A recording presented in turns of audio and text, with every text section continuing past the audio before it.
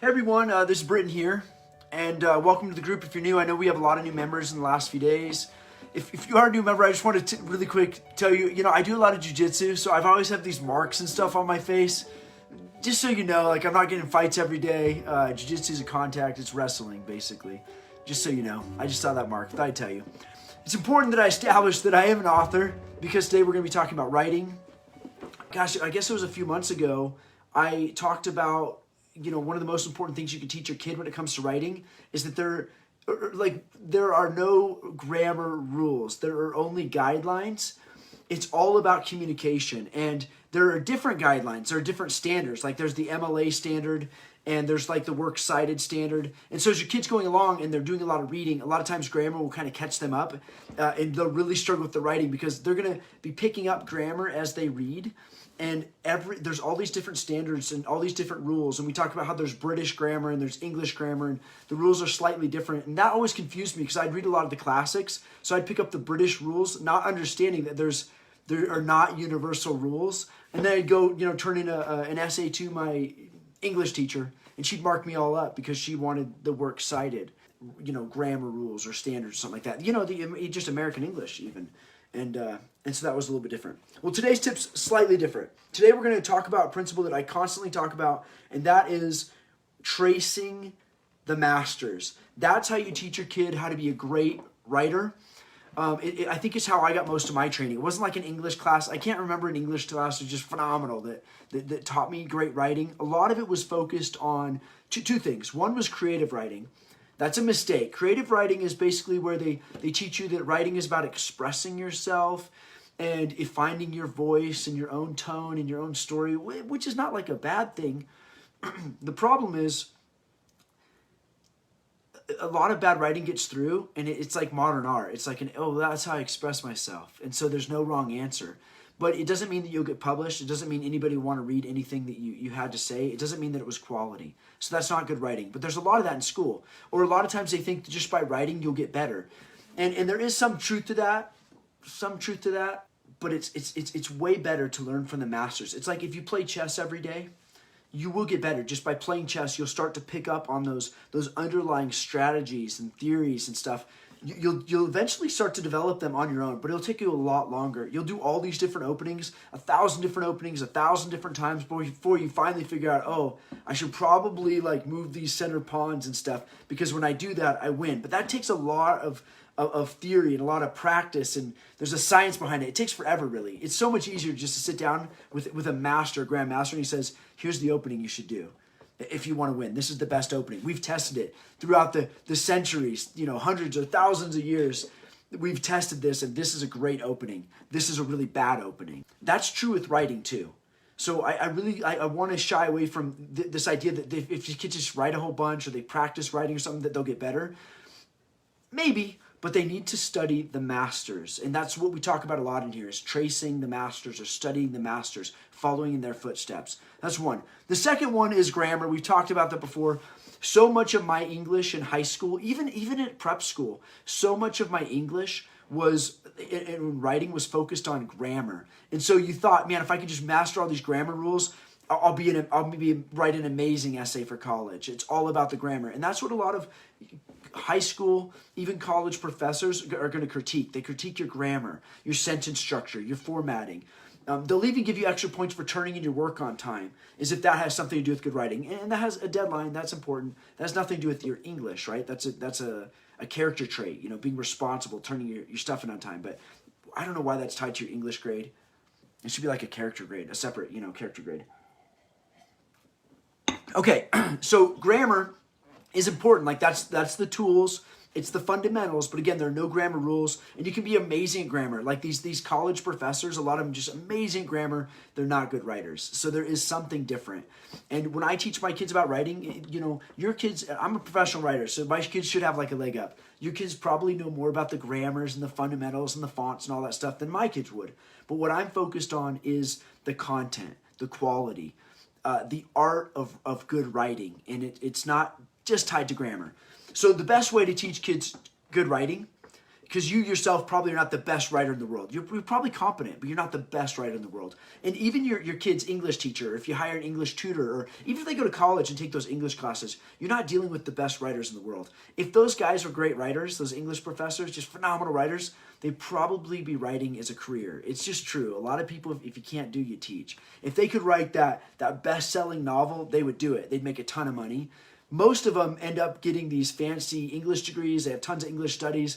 They can't do anything with it because they're not good writers. And so then they go teach it. Now they're teaching your kids how to not be a great writer. Hey, Sharon. How you doing? Great to see you. Hey, thank you so much for the review, Sharon. I think I saw that on Dino Hunt. I really appreciate it. I know last week was kind of a rant about reviews.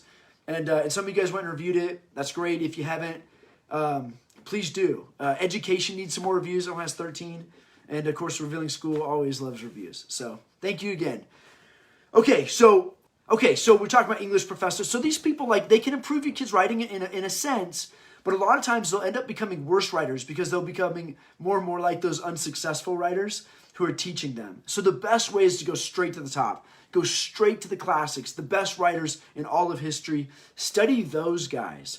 That's how you become a good writer. And you don't just study it, you trace it. So it's not like Shakespeare. It's not just enough that you read it. It's very easy because it flows so well. It's so poetic, so beautiful. It's so easy to just kind of get lost in the story and the language and enjoying it. You're not actually studying it. When I say trace the masters, I mean actually word, letter by letter, writing it or typing it. Putting in every comma, it's so important. Like, where did they put their commas? When did they use a semicolon or quotes? How did they start their book?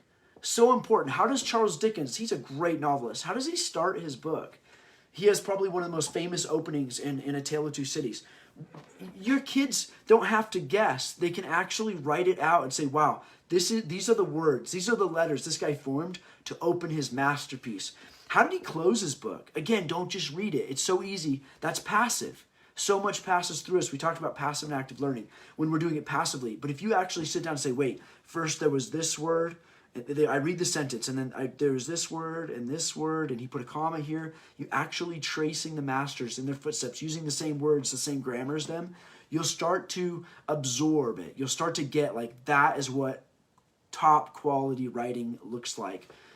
Before I write, a lot of times, I'll go online, and I do it all the time. It's probably if you looked at my search results, it's probably the most common search I have. It's top 100 sentences or best sentences in literature.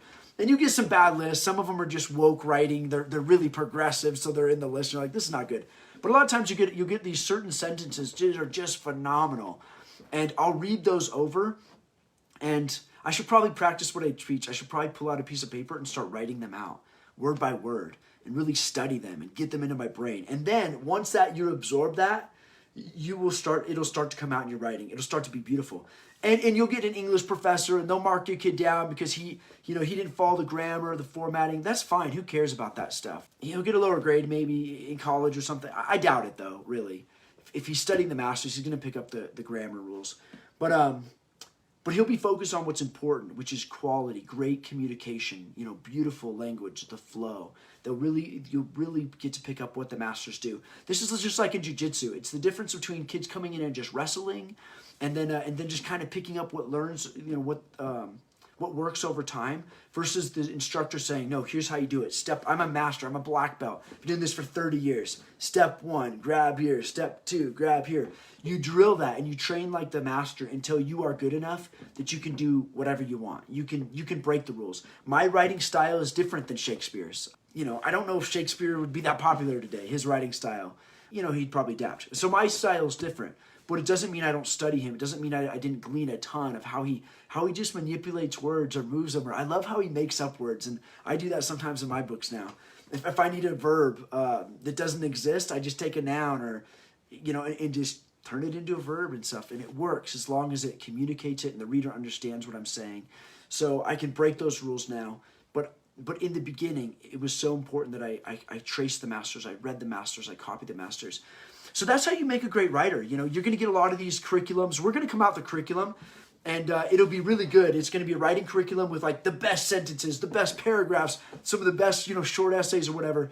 And I'm going to have all sorts of exercises for your kids to fill in words, even to guess. Like, here's a sentence, you pull out a key word, you say, okay, what do you think what word did Shakespeare put there?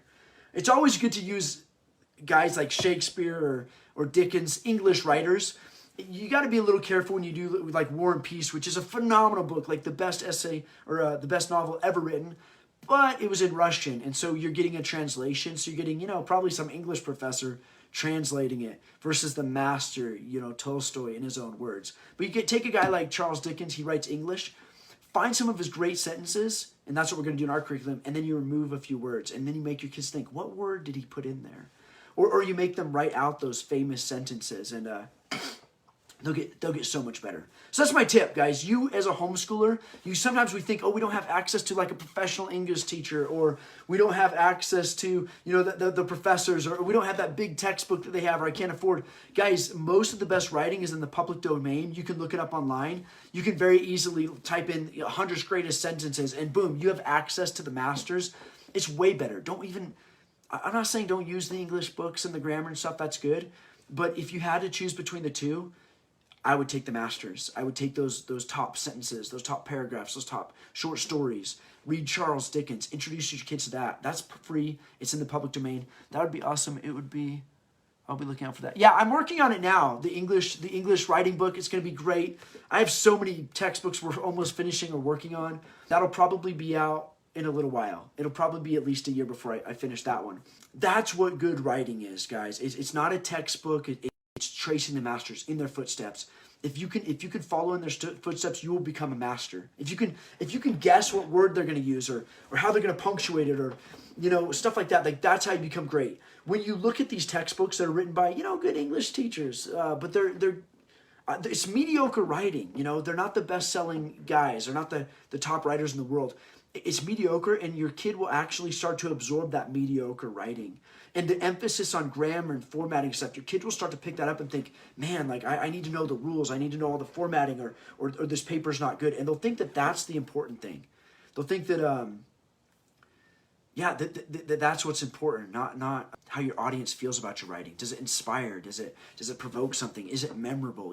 Those are the things that are important. And when you could read a guy like Charles Dickens, we're still reading him. He's memorable. Obviously, he has a chord that's timeless. He wrote for his time, but we're still reading that. It still applies to our life. It's still important. So anyway, that's just a tip. I don't want to ramble on too much, but really think about that. And that's true for everything. Focus on the master. Trace the masters. If you want to be an architect, a local architect is cool. He can teach you the fundamentals of the trades, but go find like the most beautiful churches, the most beautiful palaces, the most, whatever, and start studying the architecture from that perspective of like the masters. You should know their names. If you want to be an artist, you should know the top artists in the world. You should trace them.